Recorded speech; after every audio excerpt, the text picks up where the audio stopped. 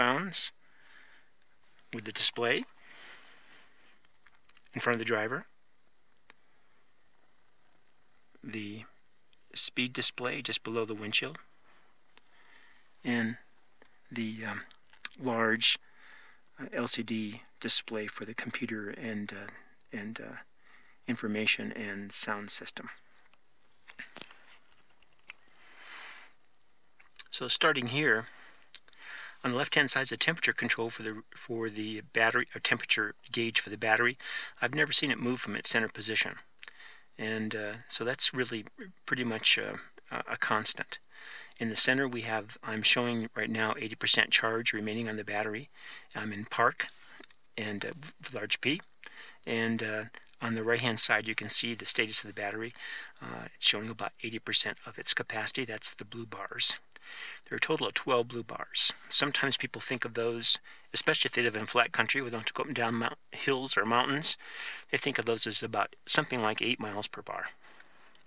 In the car is thinking I can go 52 miles right now with the 80% left.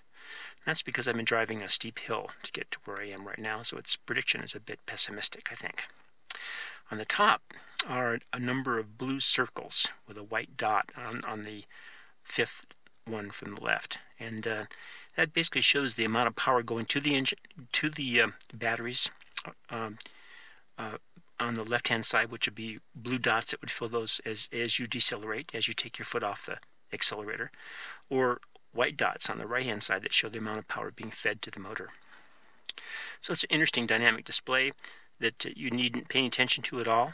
It's simply part of the car's operation. And in fact, to drive this car, you simply put it in drive, which would be this little lever to the left and back once. It changes the display to drive, and now I'm ready to drive away. You notice there were no noises involved in that because this is electronic and electrical. If I want to put it back in park, I simply press the park button on top. It places the car back in park. If I want to reverse, then I push it to the left and up once, and that puts me in the reverse mode. There's R for reverse, and the display is now changed to a rear view camera and a surround camera, which is an option on this car. It shows all 4 sides. There's a bit of a sound going off too, which is meant to warn pedestrians that this very silent car is backing up. Interesting about the display, if I move my steering wheel so that I would turn different direction, the graphic display changes also to indicate where I will go. So it's predictive. So that's very useful, and I think a safe